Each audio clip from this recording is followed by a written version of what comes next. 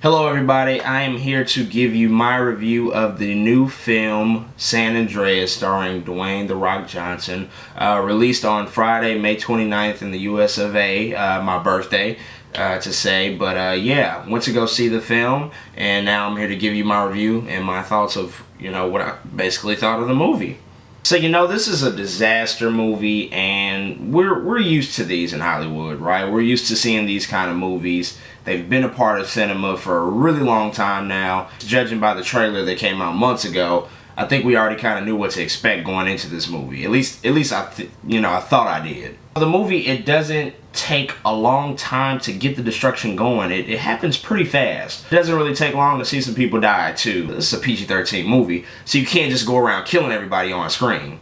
There's an underlying plot that does happen in the movie. It's not just a senseless movie, so to say. There is a family plot that kind of takes place with Dwayne "The Rock" Johnson's character in the movie. This is a spoiler-free review, so I'll stay away from that territory. But Dwayne, he's a helicopter pilot in the film, so already that gives him a little bit of an advantage when these type of things occur. But overall, we're seeing some things that really are impossible to happen. I mean, this type of level of destruction from an earthquake, at least, just can't happen. A lot of critics talk about like the science of the movie and whether it's true or not. I don't really care. It's a movie, first and foremost. There are a lot of things in movies that just can't happen and we know it. But that doesn't take away the excitement, or the fantasy element that occurs in movies. You should just sit back, immerse yourself, and enjoy it for what it is. Which is what I tried to do with San Andreas. I pretty much got what I expected from this movie. I expected a pretty good time. You had star power in The Rock and also some co-stars as well, such as Paul Giamatti. So you got some good star power. You got some really good CGI effects. Let me mention, the CGI in this movie was top-notch. I've seen a lot of CGI effects. I've seen a lot of bad CGI effects. San Andreas has really good computer-generated effects. I really like that aspect of the film. Trust me, there was a ton of effects. There were buildings, tsunamis, earthquakes, fire, everything you could think of. All of that was in this movie.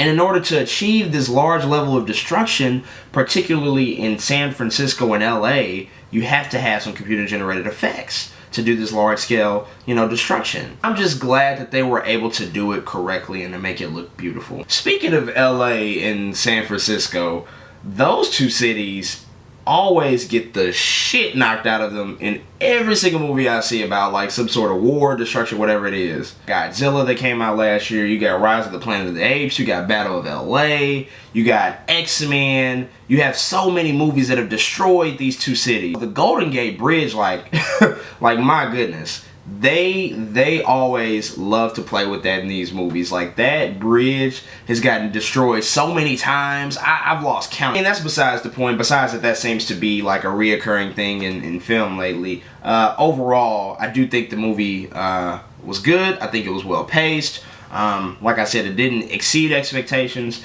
It didn't under-deliver on my expectations. I got exactly what I wanted. And I'll say that the cast of the movie was probably the most enjoyable part. They were pretty believable in all of this while all of this crazy stuff was happening. Shit flying everywhere and falling and all of that. They were probably the most believable part. What you get with these movies, I mean, you really can't go in it expecting to see the best movie ever. I mean, it's a summer blockbuster. It's a disaster film starring The Rock. Like, you got three things that are telling you, hey, just get some popcorn and enjoy a good 7 movie, like a 7 out of 10. It's like the perfect 7 out of 10 movie to go see. If you don't care about going to the movies, you don't have nothing else to do, this is the movie to see. So overall, I did enjoy San Andreas. We do not need to see another one. We do not need another extinction level earthquake event happening for a while. We had a disaster film in 2012. We've had some other ones.